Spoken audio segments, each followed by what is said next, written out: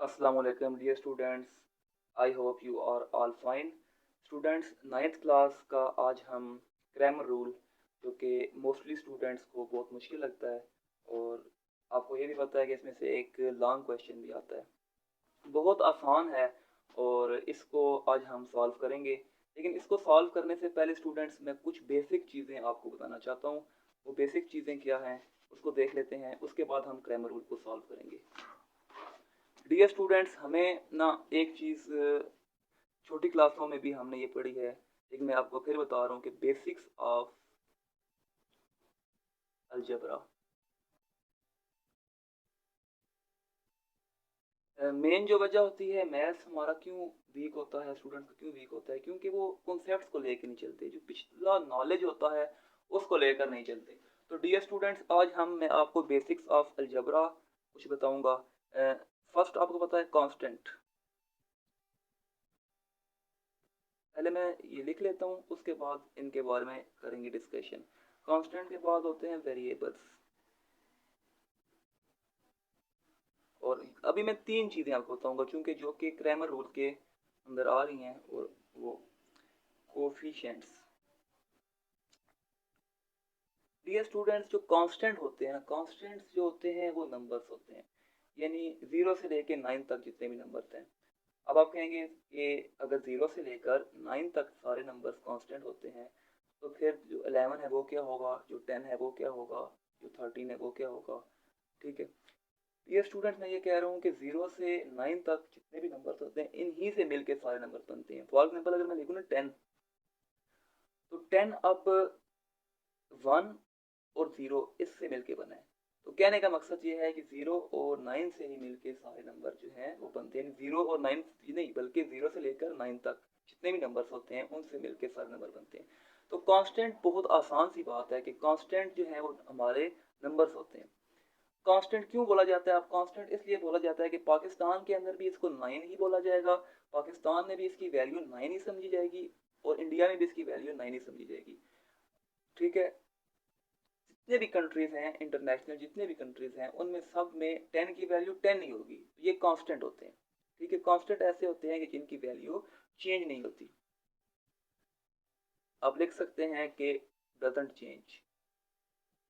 ठीक है, ये कांस्टेंट होते हैं। नंबर्स आप कह सकते हैं कांस्टेंट होते हैं। वेरिएबल्स आपके जो है वो क्या होते हैं, ए से लेके जी तक ये नंबर्स होते हैं। ज़्यादातर अलजबरा में एक्स वाई जी जो है ये इस्तेमाल होते हैं, ये वेरिएबल्स होते हैं। अब वेरिएबल्स को वेरिएबल्स क्यों कहा जाता है, उसके लिए एक एग्जांपल देखें, देन आपको समझ आएगा कि वेरिएबल को वेरिएबल क्यों कहा जाता है। फॉर एग्जांपल मैं यहाँ पे लिखता हूँ एक्स प्लस वाई,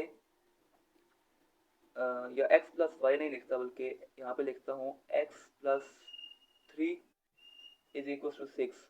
तो मैं इसे सॉल्व करता हूँ तो ये क्या होगा, प्लस थ्री को इज इक्वल टू के वहाँ ले जाएंगे तो ये बन जाएगा माइनस थ्री। तो आपके पास आंसर जो है सिक्स माइनस थ्री आएगा थ्री। और इसी तरह एक्स प्लस फोर लिखूँ और यहाँ पे मैं टेन लिखूँ तो x is equal two plus four वहाँ ले जाऊँगा, टेन माइनस फोर, ये आपके पास आ जाएगा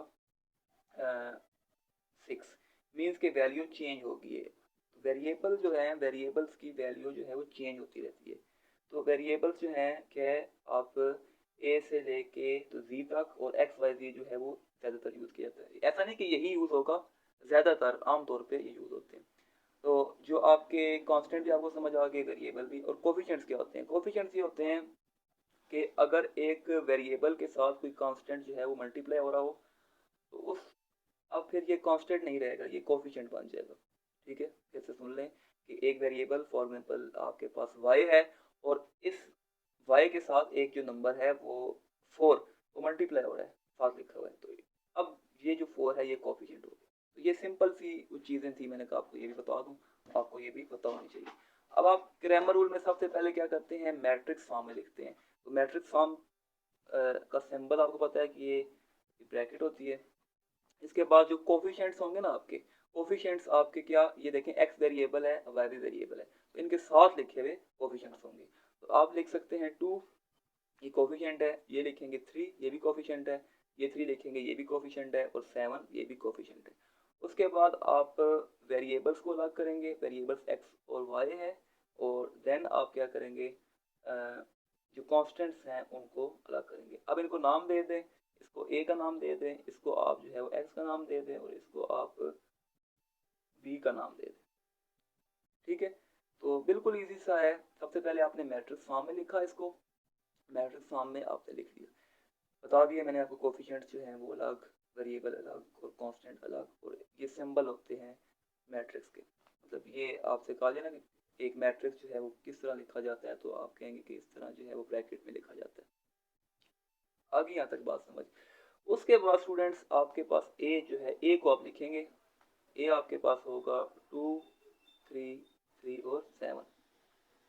अब स्टूडेंट्स ये करेंगे कि ए का डिटर्मिनेंट लेंगे। डिटर्मिनेंट का सिंबल आपको पता है, जब लेते हैं तो कोई भी मैट्रिक्स होता है उसके साथ दो लाइनें लगा देते हैं। अब मैं ये आपको समझाने के लिए बता रहा हूँ, ये इसको बोलते हैं मोड है।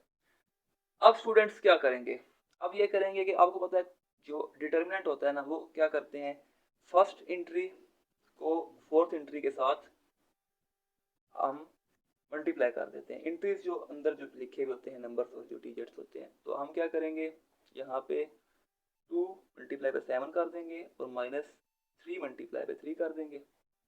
ए डिटर्मिनेंट हम फाइंड कर रहे हैं स्टूडेंट्स। तो ए डिटर्मिनेंट आपका ये साथ साथ लिखते रहा करें, ये आपके पास आ जाएगा 14 और ये आपके पास -9।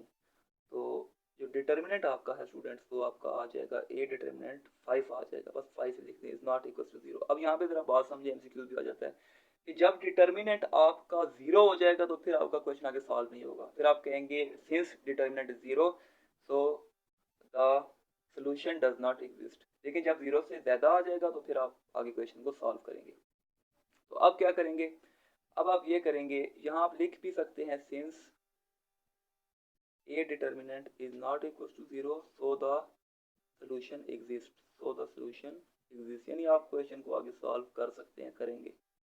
solution exists does not exist उस सिचुएशन में जब आपके पास डिटर्मिनेंट जो है वो 0 आ जाएगा।